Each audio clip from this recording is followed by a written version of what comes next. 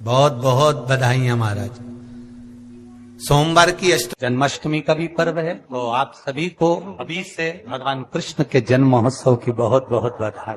हमारे लड्डू गोपाल कल्लू जी महाराज साल में एक बार उनके स्नान का हम लोग रखते हैं। तो कल रात्रि को 8 बजे से 9 बजे तक हमारे यूट्यूब चैनल पर, फेसबुक पर आप लोग लाइव ठाकुर जी के 1 घंटे का 8 बजे से 9 बजे तक स्नान का दर्शन रात्रि को कर सकेंगे। मोबाइल पर आप लोग आराम से अपने यूट्यूब फेसबुक पर ठाकुर जी के सुंदर स्नान का दर्शन, जो साल में एक बार का हम लोग करते हैं, उसका दर्शन आप कर सकते हैं। एक पात्र में जल और दूध ले लीजिए।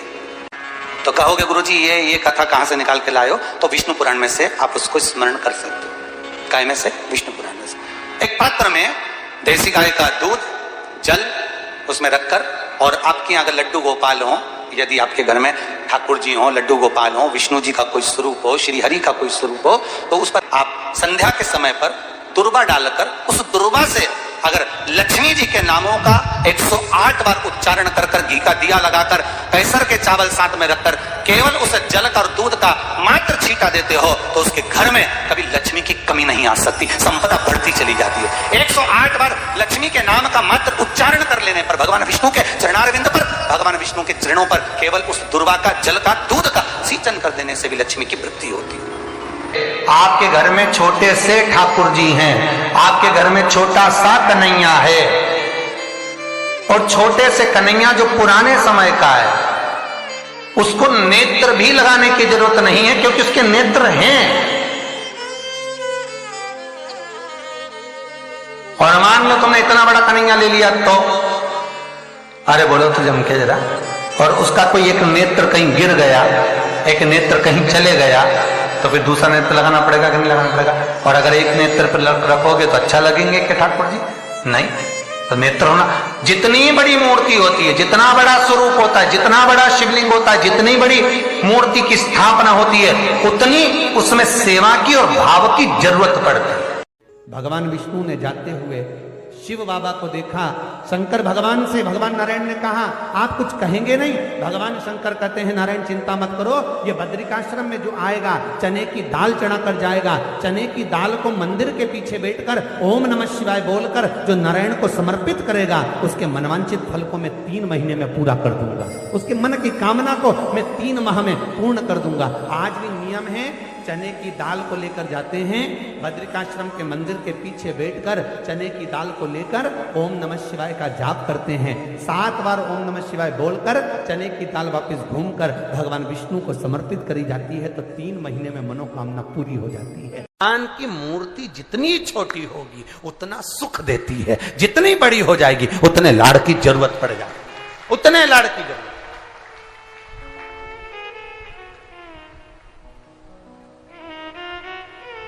जितनी छोटी। अब आप कहोगे गुरुजी तुम इतनी बड़ी बड़ी बातें करते हो, तुम्हारे ठाकुर जी भी तो देखो कितने बड़े हैं। आपको मालूम होगा कि इंदौर में कथा थी, बहुत साल पहले, 20-1 साल पहले की बात होगी, 20-22 साल के पहले की। इंदौर के सेठ जिनके पास में ठाकुर जी थे, और उनके कोई गुरुजी, अब गुरुजी तो गुरुजी होते हैं, उन्होंने कह दिया इतनी बड़ी मूर्ति घर में नहीं होना चाहिए। अब उनको कह दिया कि इतनी बड़ी मूर्ति घर में नहीं होना चाहिए, तो वो इनको नर्मदा जी में विसर्जन के लिए लेकर जाने लगे या कहीं देने के लिए जाने लगे। वो हमारे यहाँ कथा में आए थे, तो वो अटैची लेकर आए थे, तो पूछ लिया हमने कि इस अटैची को आप कहाँ ले जा रहे हैं, क्या है इसमें? उन्होंने कहा इसमें लड्डू गोपाल है ठाकुर जी। हमने कहा कहाँ ले जा रहे हैं? हमारे गुरुजी ने कहा इतनी बड़ी मूर्ति घर में रहती है ना, तो तकलीफ होती, इसलिए हम इनको नदी में, नर्मदा जी में छोड़ने के लिए या आश्रम पर किसी के यहाँ देने के लिए जा रहे हैं। तो हमने कह दिया लाडला है, कहाँ इसको नर्मदा के जल में आप छोड़ोगे, हमको दे दो, हमारे साथ कथा में चलता रहे, आनंद से श्रवण करता रहे, भक्ति करता रहे। और क्या लाडला है वो, उसका नाम हमने कल्लू रखा, हमारा कल्लुआ है, लाड लड़ा लेते।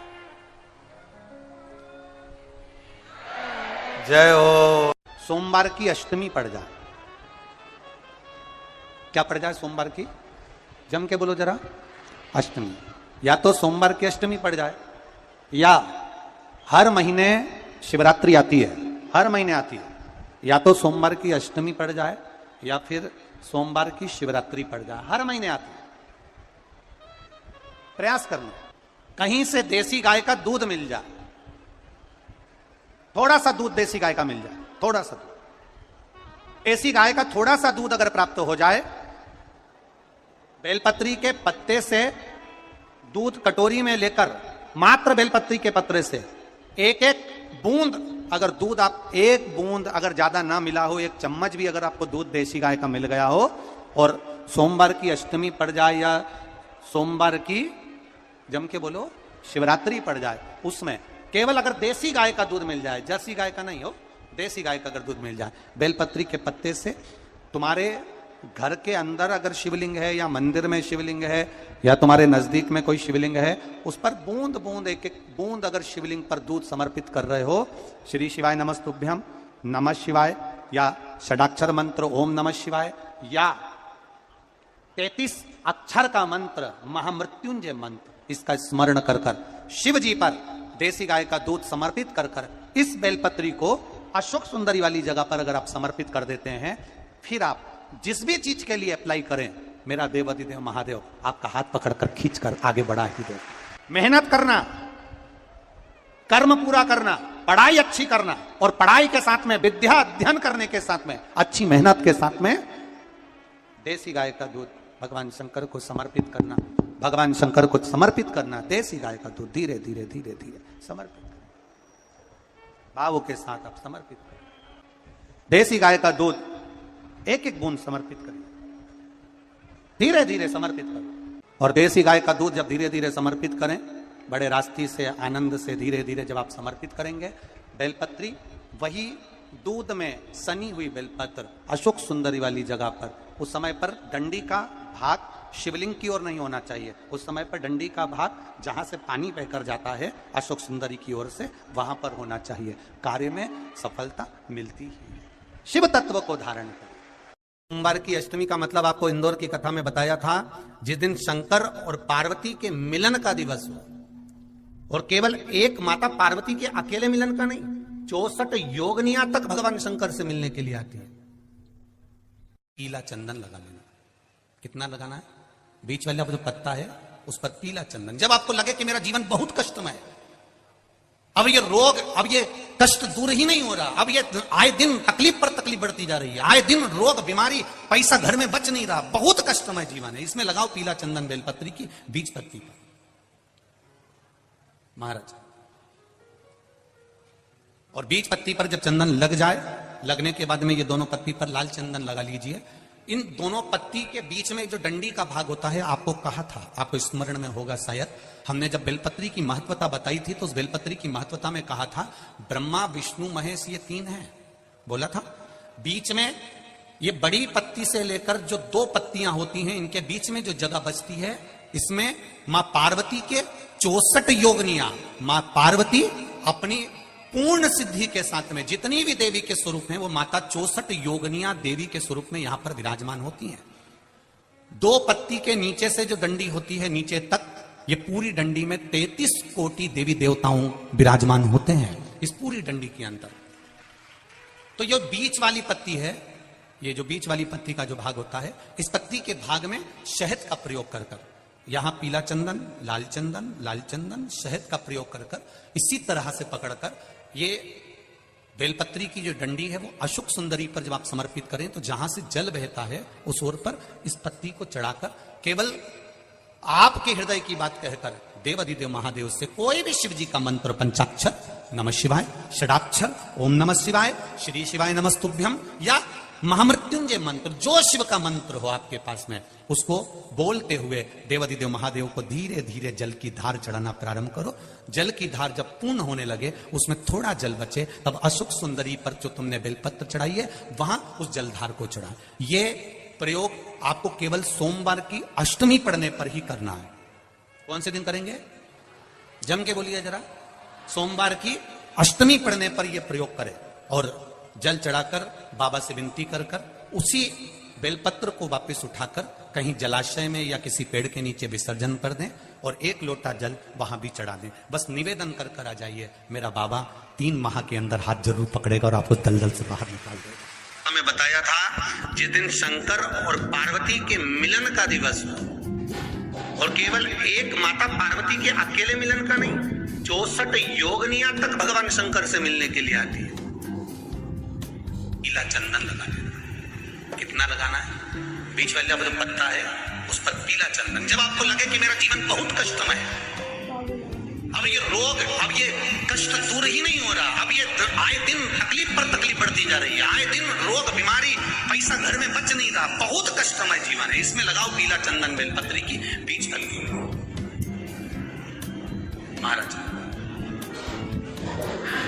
और बीच पत्ती पर जब चंदन लग जाए, लगने के बाद में ये दोनों पत्ती पर लाल चंदन लगा लीजिए। इन दोनों पत्ती के बीच में जो डंडी का भाग होता है, आपको कहा था, आपको स्मरण में होगा शायद, हमने जब बेलपत्री की महत्वता बताई थी तो उस बेलपत्री की महत्वता में कहा था ब्रह्मा विष्णु महेश ये 3 है, बोला था। बीच में ये बड़ी पत्ती से लेकर जो 2 पत्तियां होती हैं, इनके बीच में जो जगह बचती है, इसमें माँ पार्वती के 64 योगनियां, माँ पार्वती अपनी पूर्ण सिद्धि के साथ में जितनी भी देवी के स्वरूप में, वो माता 64 योगनियां देवी के स्वरूप में यहाँ पर विराजमान होती हैं। 2 पत्ती के नीचे से जो डंडी होती है नीचे तक, ये पूरी डंडी में 33 कोटि देवी देवताओं विराजमान होते हैं इस पूरी डंडी के अंदर। तो जो बीच वाली पत्ती है, ये जो बीच वाली पत्ती का जो भाग होता है, इस पत्ती के भाग में शहद का प्रयोग कर कर, यहाँ पीला चंदन, लाल चंदन, शहद का प्रयोग कर कर, इसी तरह से पकड़कर ये बेलपत्री की जो डंडी है वो अशोक सुंदरी पर जब आप समर्पित करें तो जहां से जल बहता है उस ओर पर इस पत्ती को चढ़ाकर केवल आपके हृदय की बात कहकर देवाधिदेव महादेव से कोई भी शिव जी का मंत्र, पंचाक्षर, नमः शिवाय, षडाक्षर, ओम नमः शिवाय, श्री शिवाय नमस्तुभ्यम, या महामृत्युंजय मंत्र, जो शिव का मंत्र हो आपके पास में, उसको बोलते हुए देवाधिदेव महादेव को धीरे धीरे जल की धार चढ़ाना प्रारंभ करो।